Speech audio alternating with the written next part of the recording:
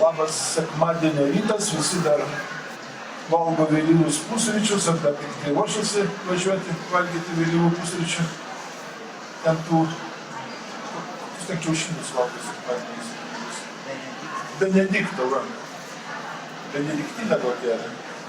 Nu, geriau Benediktinas. Benediktinas geriau, aišku. Man tai labai malonu tokią knygelę pristatyti. Šiandien pristatinėjom Untano Baranovskio knygelę. Rašė jis ją dar, kai Ukrainos karo nebuvo. Ir aš pradėjau irgi, jau kaip buvo pradėjau. Bet šiandien noriu pristatyti tiesiog iš Šiaulių specialių transporto atvykusi Skirmantą Valentą, kuris baigė visą pagrindinį Baranauską įgarsinti. Anykščių šilelį jau yra įskaitęs anksčiau, o dabar perėjom prie šitos knygos, kurią dar toliau vėliau apibūdinsiu. Ir Paulių Subačių, Vilniaus universiteto profesorių ir Baranausko visą premijos laureatą, pirmąjį turbūt ne? Ir čia Baranausko premijos laureatas. Bet ne pirmas. Na, koks skirtumas. Kol kas paskutinį. Jau nebe. Prieš paskui, jau laikas bėga. Jo. Tai, žodžiu, yra Žygitis Vaškelis, kuris tą knygą pasirašė sudaryti. Tai knyga yra unikali kuo? To, kad ten yra daug puslapių, kuriuose kairiai pusėje yra lietuviškas tekstas, o dešiniai pusėje tarmiškas tekstas. Kas yra tarmiškas tekstas, aš supratau per keletą metų dirbdamas su tarminis tekstas, tarmiškas tekstas, nesvarbu. Su tarmiškais tekstais, tai Algirdas Latėnas sakė, na tai tekstas, kurį tu skaitai ne kaip parašyta, o kaip tavo mama kalbėjo. Ką iš namų išsinešė. Tai net ir Baranauskas skaitydamas, kiekvienas žmogus turi teisę skaityti taip, kaip jis nori. Gali lietuviškai, gali tarmiškai, bet tarmiškai nereiks taip, kaip čia yra. Nereiks nebus paraidžių suskaityti. Nes net ir gretimos dvipirkios Gestadėl galėjo visiškai skirtingai žmonės kalbėti panašiai, bet ne ta. Tarme, bet ne ta pačia. Dabar, kodėl dar reikia kažką leisti be Anykščių šilelį? Tai šiandien važiuodamas pagalvojau, Dieve brangus, lietuviai vis ieško kažkokių stebuklų kitur, o pasiimtų Baranausko kelionę Peterburgan ir atrastų ten tokių tekstų, kurie šiandien tiktų mintinai mokytis ir deklamuoti Solovjovo Margalos. Būtų geriausia propaganda. O dar ir poezija.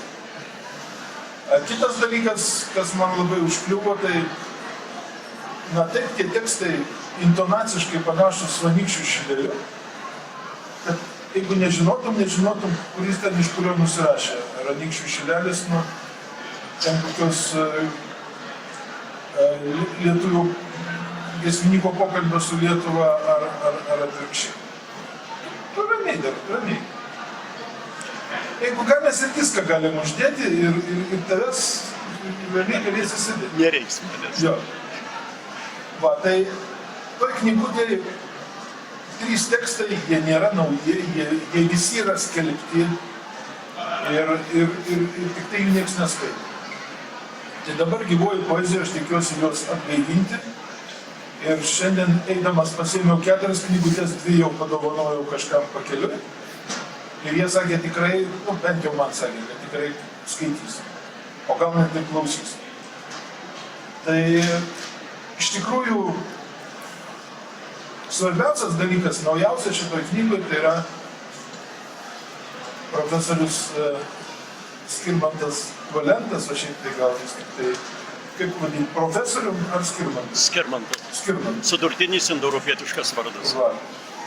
Tai labai geras provokacinis straipsnis, apie kurį irgi pašnekėsim trumpai.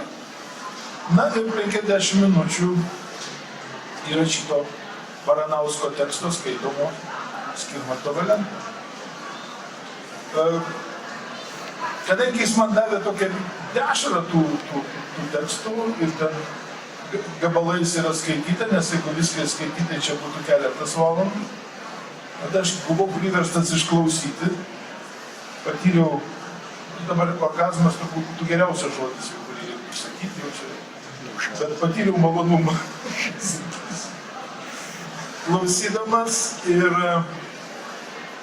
iš tikrųjų tie tekstai yra tiek aktualūs, kad norisi, pirmas noras yra prievarta visus priversti paklausyti. Paskui darykit, ką norit.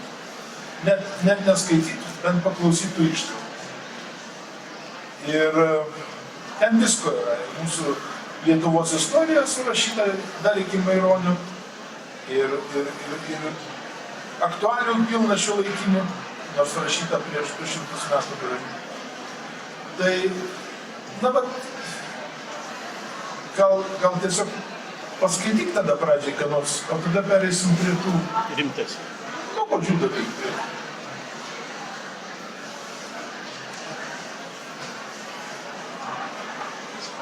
Taip, gali kitavę pranešti. Skirmantas Valentas, skaito... Skirmantas. Skirma. Skaito Antaną Baranauską. Galima iš pradžių ne Antaną, bet jo labai gerą draugą. Dabar parašyta, Kukutis eina į knygų mugę. Tai ko čia dėtas Baranauskas? O kaipgi ne? Užeiname į Lietuvių literatūros ir tautosakos instituto rankraštyną, skyrių, pasiimam kairio rankraštį ir žiūrim, kas parašyta jame. Untaniuks mano dažnai atrošo. Untaniuks tai Antanas Baranauskas. Ir aš jau tunkiai nuloidžiu roštų, un žemaitėlių kukučių kroštų, prašydamas sunkos jo, nors loštų. Tai Baranauskas taip ir ateina į knygų mugę. Dar viena priežastis. Taip jau atsitinka, kad man retsykiais Antanas Baranauskas paskambina, kieno nors balsu. Šį kartą tai buvo Gyčio balsas ir paklausė, ar aš mačiau anykščių konkursą skelbtą. Sakiau, kad mačiau, tada buvo klausimas, kodėl nedalyvauju, tada nebebuvo kaip nedalyvauti. Čia yra žinoma. Tai buvo toks tas iššūkis, kaip dabar mėgsta sakyti, bet vis dėlto tekstai buvo labai dideli, kada paaiškėjo, jog arba nieko neskaitai, arba skaitai visus tris. Negali vieno, negali ištraukti. Taip kaip ir, sakykime, pasikalbėjimas giesmininko su Lietuvu, ar su Lietuva, žiūrint, kurioje bendrinė kalba radikštėniškai, sakysim, tai jis irgi, jeigu yra ištrauktas atskiras sakinys, tai tas sakinys pasidaro beprasmis arba visiškai priešingas. Aš prisimenu, kaip vieną kartą universiteto skaitykloje žmogus skaito ar tai Šiaurės Atėnus, ar tai literatūrmenį ir ten toks moto parašyta. Veiksmas, net jeigu jo kilmė ir dieviška, paprastai sukelia to veiksmų. Oho, galvoju, kas čia? Sakau, patrauk ranką, kas čia pasakė, nu ką tu čia, sako, juokauju. Patraukė rankas Skirmantas Valentas parašyta. Nu tai, todėl, kad ištraukta iš konteksto, jeigu ištraukta iš konteksto, nieko negali padaryti. Tai vienas dalykas. Antras dalykas. Baranauskas važiuoja į Peterburgą, mano karta paprastai važiavo arba į šiaurės tą buvusią sostinę, arba į tą rytinę sostinę. Ir aš galvoju tokį dalyką. Ar mūsų laikais, tai 1970 mes galėjom tokius tekstus rašyti aktualius? Kad sakykime, kad mus čia pavergė, kad mes pavergti, kad ateis mums šviesi valanda, ar mes galėtumėm išsiųsti paštu tokį dalyką? Tai būtų siaubingai. Baranausko tekstą galėjo išsiųsti. Nu taip, tai yra be galo pavojingi dalykai. Ir trečias dalykas, kurį prieš skaitydamas noriu pasakyti, aš visą laiką galvodavau, kodėl, pavyzdžiui, danų lingvistai, pradedant Rasku ir baigiant Louis Jemslevu, sako, kada mes kalbam apie žiūrim į praeitį, mes turime tik raides, mes matom raides, bet nežinom, kas už tų raidžių yra. Ir šitą vasarą aš kaip tangiai supratau, danai niekada nerašė vienom raidėm. Jie turėjo du, tai yra abėcėlė ir futarkas. Ir pastarasis yra daug lengvesnis negu abėcėlė. Tai yra ta runos vadinamosios. Tai mes ir Baranauską iššifruojam. Ir gali būti, kaip rašė Paulius Subačius, na, vargu ar galima prieiti kokio nors vieno sprendimo daugeliu atveju.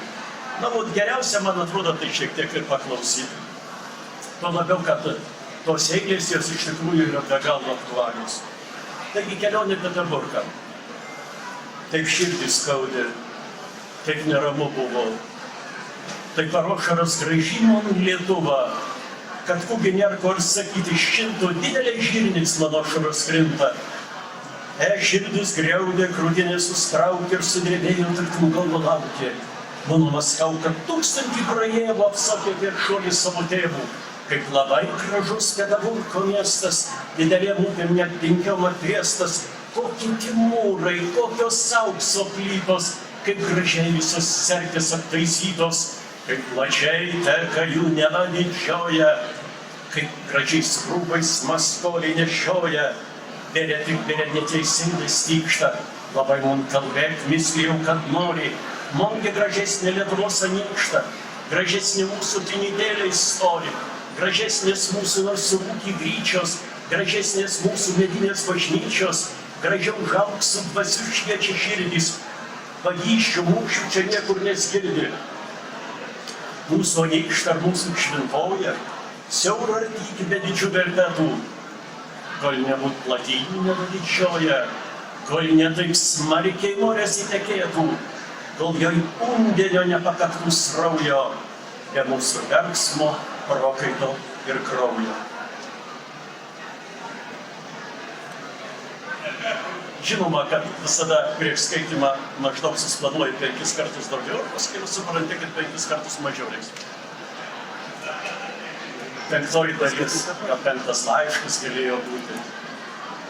Nu Lietuva, nu Dauguvą pasilikit sveikos. Tegul sveikmečiai šalia visi žmonės laikos. Tu Lietuva, tu mieliausia mano motinėla, tu Dauguva, tu plačiausia Lietuvos upelą. Eilutės, kurios šiuolaikiniam žmogui atrodo labai keistos, nes Dauguva tai iš tikrųjų ta upė, kurią galėjom turėti.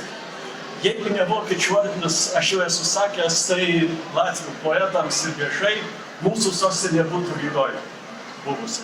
Nes visas Traidenio, sakykime, veržimasis buvo į Dauguvos pusę. Ir labai galimas dalykas, kad šita upė, kuri dabar teka Latvijoje, galbūt ji yra davusi mums labai nuostabų dalyką, nes tik 14 amžiuje atsiranda Daugava pavadinimas. Jis greičiausiai yra tik tai epitetas, o senasis pavadinimas yra Duna. Ir labai galimas dalykas, aš tam leidinį ir nagrinėjau, kad galbūt iš žodžio Duna ir atsiradęs yra Dunojus. Nes paprastas vietininkas, paprasčiausias vietininkas yra Dunoje. Kur? Dauguvoje, Dunoje. Tai yra senasis Dauguvos pavadinimas. Aš jau nekalbu apie kitus lygstus, pavyzdžiui, ten Dunajų ir panašiai.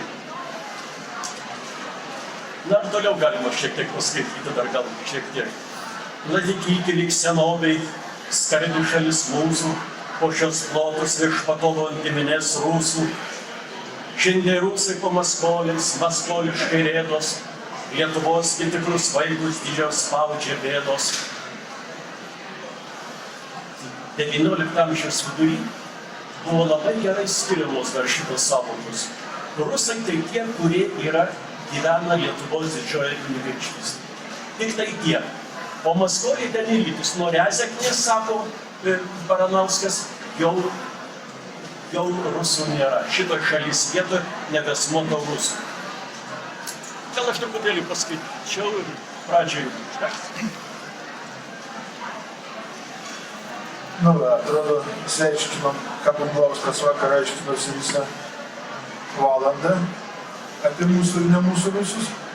A čia dens ir dviem frazėm ir viską paaiškino. Rusas iki ten, o nuo ten jau nebe. Rusas mūsiškis, o ten Maskva. Jo. Tai jie vakar, kaip tik ir priejo, Bumblauskas sakė, kad tik tai, kad rusai tik mūsų. Adomui Mickevičiui dekabristai yra maskoliai. Tai visiškai neįžeidžiantis dalykas. Tai dabar pamatėt, ką Skirma veikia.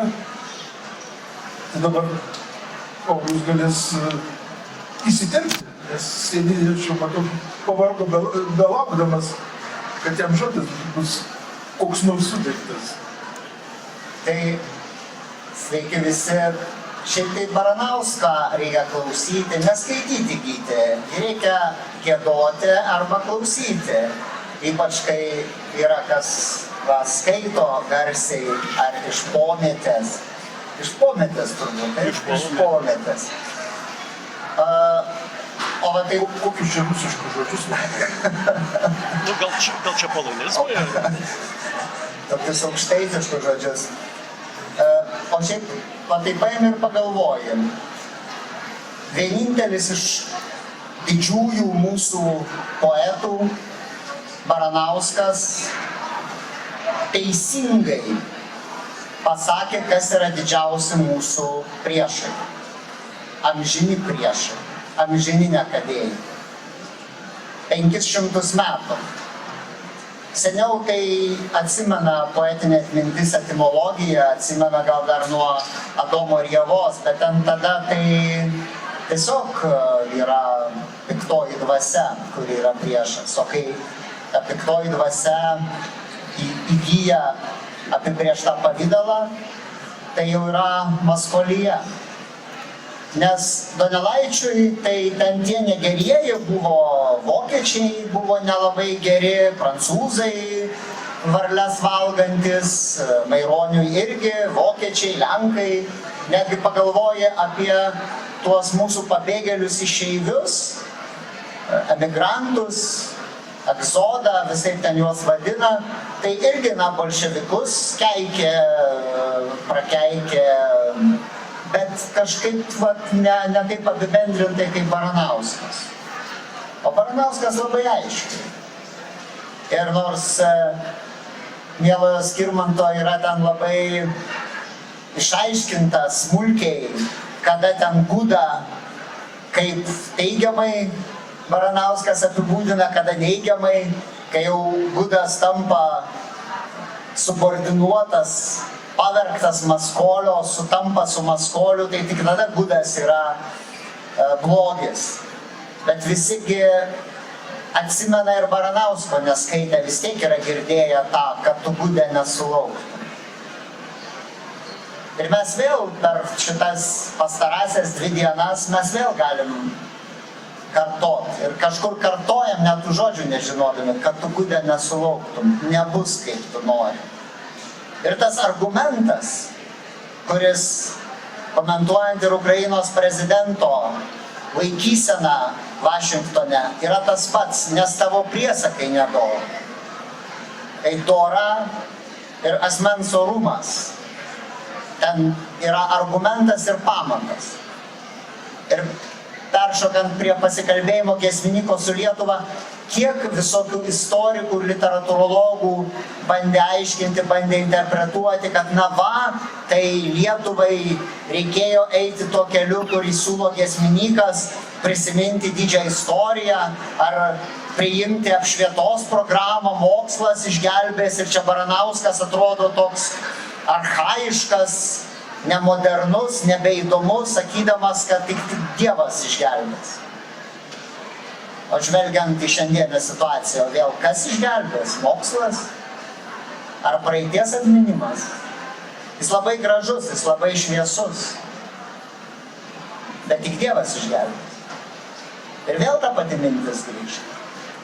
Tai Baranauskas, čia pasakyti, kad jis yra aktualus, tai labai banaliai skamba. Jis yra amžinas, mums jis yra amžinas. Ir šitos eilės, šitos 3 giesmės, ne eilėraščiai, ne poemos, o giesmės, nes jas reikia išgiedoti, jas reikia visą širdimi ir dvasia priimti. Nu, jos mums yra amžinos, jos mums bus, kol mes esam, ir su jomis mes būsime, kol mes esam. O Skirmanto straipsnėje, kuris yra daug vertingesnis ir prasmingesnis ir mokslingesnis, negu ten visokiose duomenų bazėse esančių žurnalų niekieno neskaitomi tekstai, labai gražiai atskleidžia ir dar kartą užkabina, kaip Baranauskas girdi labai gilią praeitį. Kaip jo tekste yra ta, moksliškai sakant, etimologinė rekonstrukcija, kaip jis suteikia pagrindą atsiminti, kur yra Lietuvos plotai, kokios yra ribos, kokios yra mūsų upės, kokios mūsų yra žemės ir kokia yra mūsų tėvynė. Ir aš galvoju, istorikai skundžiasi, kad ten jie matot vadovėlių trūksta, dar kažko trūksta. Tai vakar vienam daviau, sakau, neškis ir skaitykit. O programoje nėra Baranausko. Esmė ne Baranauskas, skaitykit tekstus, skaitykit. Chrestomatija tegul būna, bet jūs vaikams duosit geresnę istoriją, negu ten iš tų nesant vadovėlių. 12 metų moko ir nieko neišmoko. Skirmantai, mes jau daug pašnekėjau, tu pailsėjai. Pailsėjau. Prie darbo. Giedam.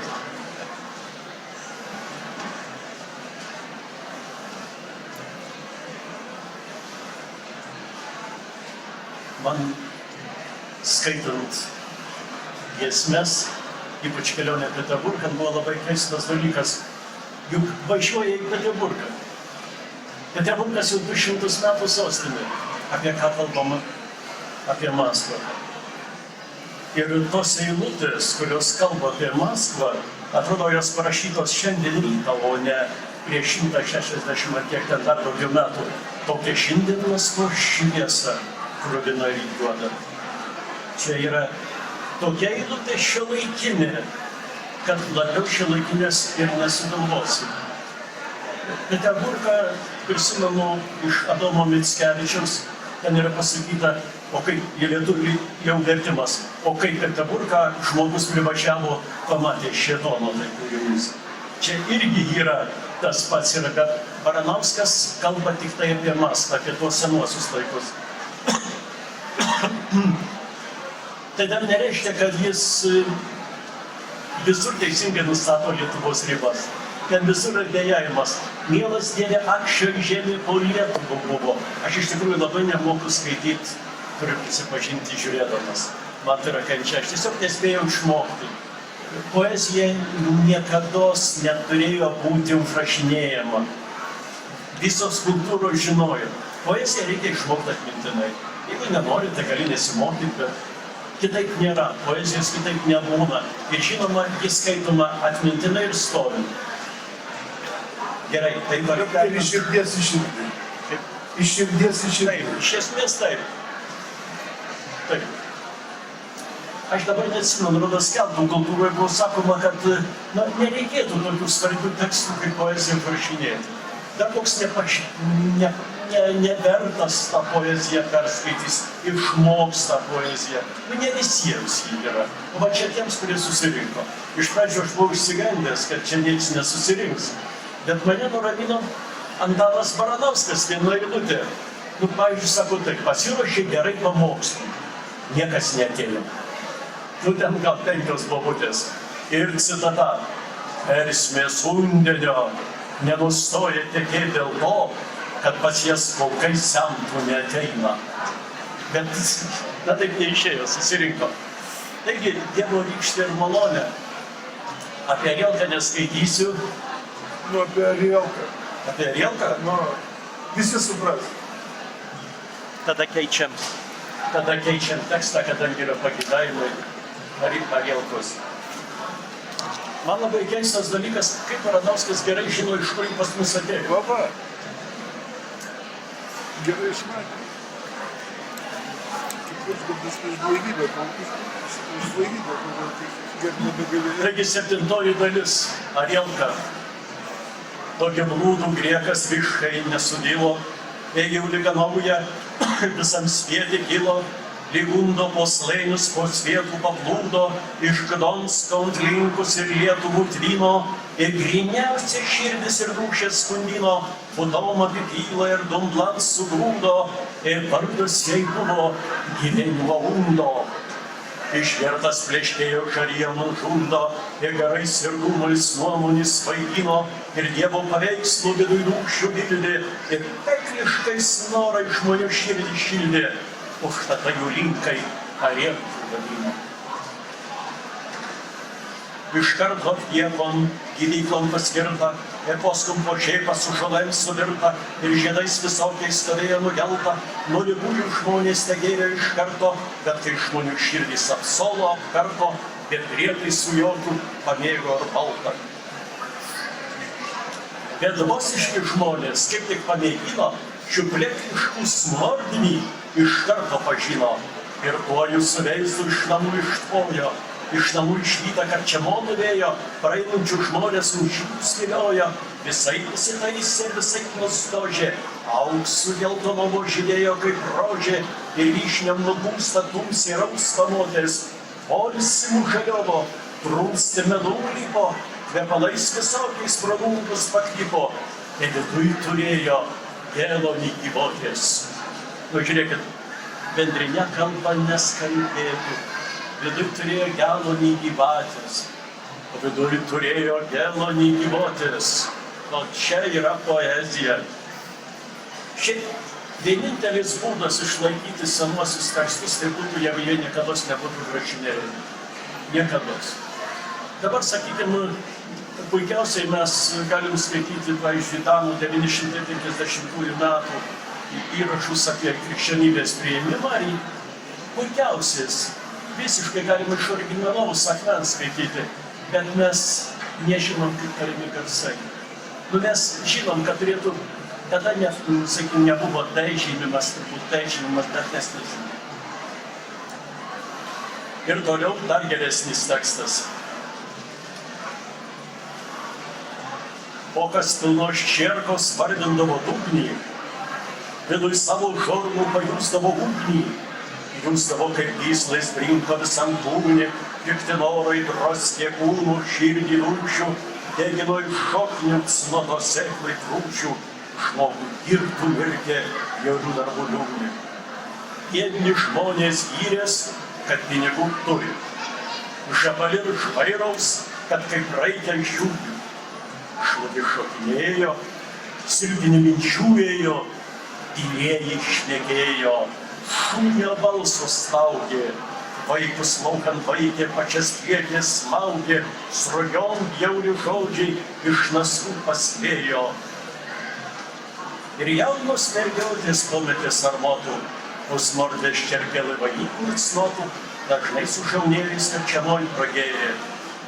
Ir visas šis kroštas dvasiu aštaisytas, lyg rodinis rūbas graničiai nudažytas, nuo lietaus, nuo saulės, miškai įsišėrė. Man labai patinka tas Baranausko žodis įsišėrė. Buvo gražus miestas, Lietuvos miestas, bet įsišėrė, kai Maskoliam kliuvo. Nu, kartais tas miestas ir visada buvo Maskoliai, nesvarbu, bet įsišėrė, kai Maskoliam kliuvo.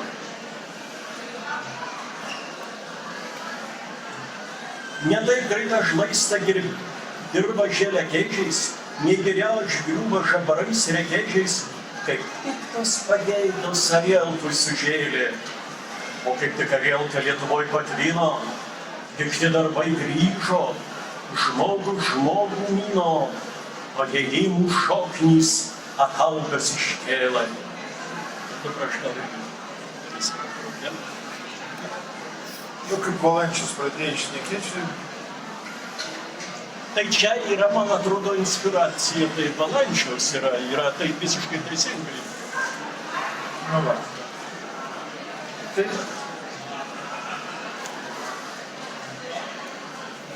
Dabar, o kokia Arielka tada buvo, naminė ar valdiškai?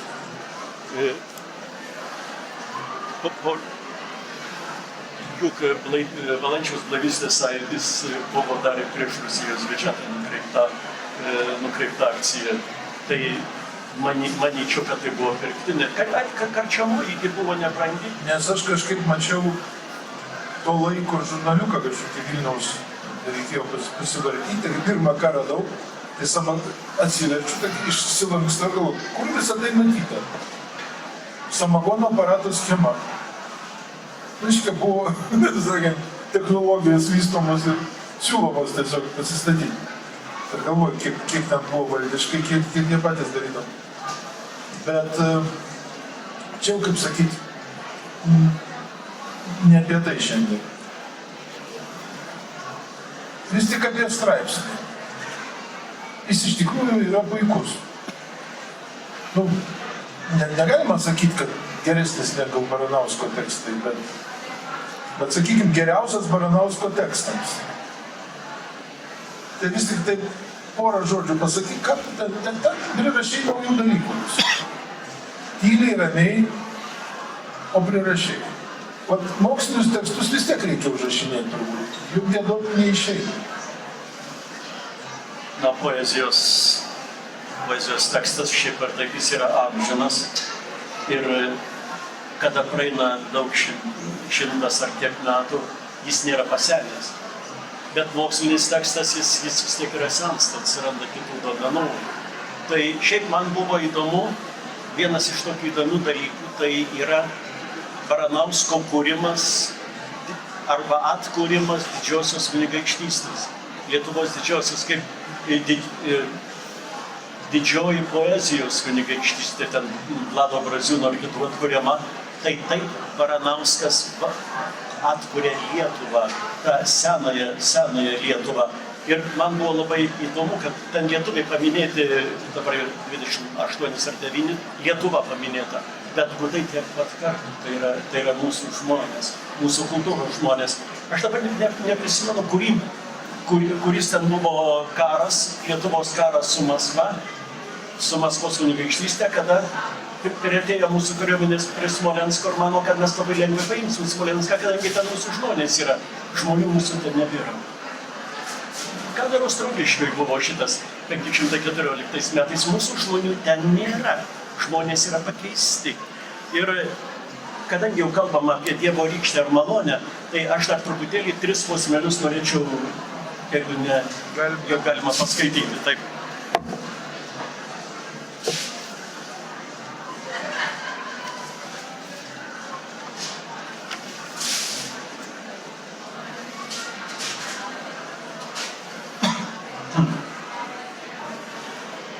Šiaip ar taip Baranausko laikais buvusi valstybė buvo ranka pasiekiama. Tai vis tiek yra 13 amžiaus ištakos valstybė, kuri sunaikinta 18 amžiaus paskutiniam dešimtmetį, vos ne paskutiniais metais. Vėlgi, sakykim, dar gyvavo visos institucijos ir kas labai įdomu, kad atrodo, kad va čia pat mes tą valstybę ir atkursim. Čia taip, jeigu taip visiškai metaforiškai aš pavaizduočiau Baranauską, tai šalia Konstantino Ostrogiškio traukiantį Karlą Oršavą. Man tokia yra metafora apie Baranauską. Donelaitis sako, būtų gerai, kad mažiau gertų gražias ten tų dainų, ne gražias dainas, ten dainuotų ir panašiai. Baranauskas visgi yra karys. Ir kodėl, juk vyskupas Valančius, man atrodo, įsiuntė todėl, kad apsaugojo.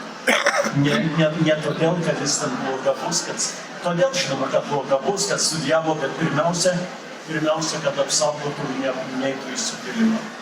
Taigi dar viena nedidelė ištraukėlė iš Dievo rykštė ir malonė apie Lietuvą.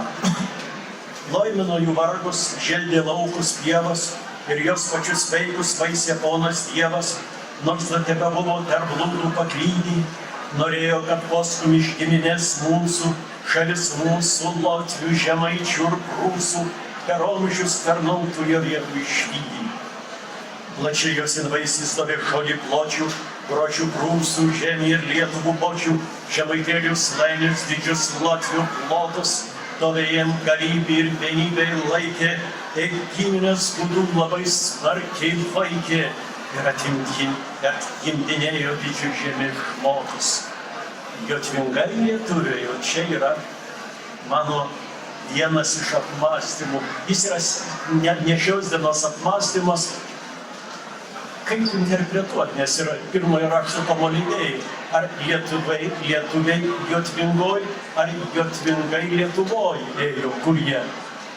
Bet Baranauskas vienintelės, kam skiria Jotvingams, jis skiria visą vieną gana ilgą 6 eilučių posmelį. O jeigu jis įsivaizdavo lietuvius kaip tuos karius, iš tikrųjų tai po to ir atsirado ta Simo karaliūno hipotezė, kad lietuviai tai yra iš ta etimologija, iš didžiojo kunigaikščio palydos. Tai didžiojo kunigaikščio palydos žmonės. Ir sakykim, Latvių Leišį, kuris šiek tiek yra paniekinantis ir kur Rygoj sako, niekad Leišės, tai iš tikrųjų labai senas ir garbingas žodis. Taigi, ką jis sako apie jotvingius? Jeigu įsivaizduosim, kad tie jotvingiai ar jotvingai yra pažyminys. Jotvingai lietuviai ėjo gilių skrodžių, abiem kraštais upės su Nemuno prožiu ir kežų sėdį toliau kelių grindė, o visą prismonę, tikri stipri buvo, vingiais jodinėjo ir niekur nekliuvo, truputį kumščiojo, po kojoms sumindė. Ir kai pažiūrė dabar į šiuolaikinės etimologijas, tai lietuvių etimologija, autovardžio lietuviai, iš leip šaknies, iš kunigaikščio palydos, tai yra kariai, kurie pirmiausia rūpinasi žirgais, tai yra siaubingai brangiais dalykais rūpinasi, ir jotvingiai, atrodo, tarsi tai būtų sinonimai. Sinonimai tai ne hidroniminiai dalykai, kaip anksčiau buvo, kad ten iš tos mažos utelės, kurią aš esu perėjęs, neskersai iš visą Jonavos kraštą. Dar liko vienas tada. Jo, išilgai. Gerai. Nu, išilgai jau. Kadangi mes einam į pabaigą, aš bijau, kad užmiršiu ir neliks laiko pasakyti, taip truputį pamaišysiu. Skirmantas jau minėjo, kad Anykščių rajono savivaldybė, Anykščių rajono savivaldybė Černebutę paremė, dalis tiražo keliaus tiesiai į Anykščius ir tikiuosi, ten turėsime giedojimų. Anykščius. Gal pakvies? Jeigu pakvies, ja. O kovo 13 berods Adomo Mickevičiaus bibliotekoj Vilniuje 17. Gerai, kad žinau. Nuo 17 valandos turėsime giedojimą Skirmanto solo. Irgi Baranausko. Tai, žodžiu, kas norėsit prisidėti prie solisto ir įsilieti chorą, tai prašom, kovo 13, 17 valandą Adomo Mickevičiaus bibliotekoje. Tai va, svarbiausius dalykus pasakiau, Skirmantas pailsėjo ir dar 3 posmai. Tik tiek? O ką? Pasikalbėjimas giesmininko su Lietuvu. Iš tikrųjų, tai yra kūrinys, kuris daugiausia buvo stebimasi juo ir sakoma, Dieve, kaip tai galėjo būti. Bet aš žiūriu netgi ne per teologijos dalyką, o tiesiog per moralį. Pirmiausia yra moralė, o po to yra mokslas. Bet mokslo be moralės negali būti. Ir tie, kurie šiandien bombarduoja Ukrainą, jie labai yra mokyti, jie labai protingi. Aš tą visada žinojau, mūsų priešai yra be galo protingi. Taigi giesmininko pokalbis su Lietuva. O čia ta, kur sakoma, čia galėtų būti manifestas, rodas Miškinio žodžiai. Motinėlė mano, baltaryta mano, nesisielok, nesivarkyk ne vieną kareivių, neprapulsi toms stanykoms tos vaikėliai, praeis metai prispaudimo su visom nelaime. imsiu tos žodį, savo širdin dėsiu, įsidėksiu parulyčias žmonėms sakinėti. Senieji žinių, ir toliau jis aiškina, senieji žiniuoliai su senovių žodžiais mūsų žemiškais nuogų durvokiečių dvasios. Ir sugrįž naujojami, kaip dievulis lėmė, ir bus rami, kaip senovė mūsų žemė. Šiaip Baranausko man labai patinka lyg senovė. Tas tipiška štai ne į tarsi, o iki tol, kol buvo senovė. Man be galo šitas konstrukcijos patinka. Iš tikrųjų, norint išleisti tokią knygą, tai iš tikrųjų, gal kada ateis toks laikas, reikia redakcinės komisijos, kuris susėstų ir kiekvieną tą atvejį peržiūrėtų. Mes su Paulium kartais pasitardavom, kaip ten reikia iš tikrųjų daryti. Bet tai netrukdysi žmogaus visą laiką. Ir Lietuvos žodžiai, kurie man labai patinka, nesūnė limono, nebus kaip tu kalbi. Tavo žodžiai, tavo giesmės praniks kaip nebūna, prašvagės be skardo kaip švaguliai dievui, kaip viesulai prabėgs greitai užkes kaip žaibas. Negrįž seniau neužilojami, neskels kaulų didžiavyrių iš senelių kopo. Kada grįžo upė morės nutekėjus, kada grįžo šmaikščiam rykštės surėtėjus kelmas, kada senas paukštis sugrįžo kiaušinį, kada ugnis konsikūrė iš pelo nuo dulkių, kada grūda grįžo išplauti į svolpą, kada grįžo ryšo ant saului nenusėdusi. Jei negrįžta šitie daiktai regimieji, tai kas gali sugrąžinti dienų vakarykščių? Grūdas gimdžia grūdų, diena gimdžia dienų, omdžiai kraujas, tolin kraujas atgalio negrįžta. Tu netruks, sūneli, sugrąžinti senovės, o senovė maža laimė, jei didžios nedolios. Buvo daug dėl drausmės, buvo didžiavyriai, bet man graužiai svetimieji lyg devynegalimis. Viena iš tų eilučių, kurių dabar aš jau čia nebeieškosiu tam tekste, nes sakau, poezija reikia širdį laikyti, nuo čia, žinoma, ta širdis yra. Jis sako, žiūrėkit, jis sako, vis tiek tai yra dvasininkas, Dievas yra dievulių. Ir jis tų dievulių neliekina, sako, bet tai praėjo, tie laikai praėjo. Tas pats ir Anykščių šilelį dievaičio mintikį. Neliekina, o šitam pasikalbėjime giesmininko su Lietuva ir sako, ne tu netrokš nei senovės sugrąžinti, nieko netrokš, bet neniekink senovės, nekeik vakarykštės, nes vakarykštė krykštė, šiandieninė šnypščia. Žodžiu, visą tai reikia suprasti kaip visumą. Todėl iš pradžių buvo mūsų lyg planas tik tai kelionė Peterburgą, kuris beje gana daug kartų leistas, bet vieno išleisti yra neįmanoma. Tai ačiū visiems, kuris buvo susirinkę, bet turbūt dar bus daugiau žodžių. Dar sakysim. Žodžiu.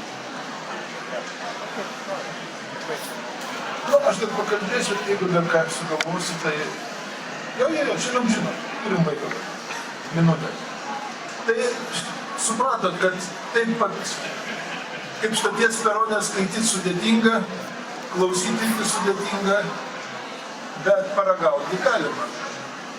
Ir aišku, reikia ir ramiai skaityti, ir iš dūšios giedoti. Na, o geriausia mintis man šiandien buvo, kad poezijos negalima užrašinėti. Klaida buvo padaryta. Ir tiek, Čia buvo civilizacijos klaida. Nuodėmė, jo. Bet iš kitos pusės iš tikrųjų, kiek esam verti, tiek tos praeities ir perduosim mintinai. Tai čia gera mintis yra, mes ne veltui iš tautosakos įstebėjome.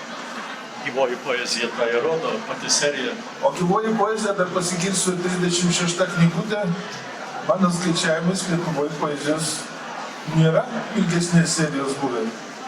Nes mes su Gyčiu ir jo labiau Skirmantas ateina iš tų laikų, kai dar filologai, baigdami universitetą, mokėdavo po kokius 300 eilėraščių. O įsivaizduokit, sovietmečiu koks buvo kankinimo būdas, kai kuriuose mokyklose liepdavo išmokti ir niekieno kito, Salomėjos Nėries 200 eilėraščių kai kurios mokytojus. Kažkada paskutiniais dešimtmečiais dirbdamas ir universitete ar kolegijai, tiesiog vieną eilutę pabandžiau, ar žmonės atsimena, ar ne. Kol dega krūtinė šventa ugnis stoji. Man tai yra pati gražiausia eilutė, nesvarbu, kas toliau tekstas, bet šitas. Joks studentas nežino. Studentai nežino. O tada man atrodo, kad mes turėjom per abitūrą mokėti šitą eilėraštį. Tai va, mergaitės mes viską žinom, nekelkit rankų ant Baranausko. Mes jį uždrausim ir tada visi pradės skaityti. Ačiū. Ačiū.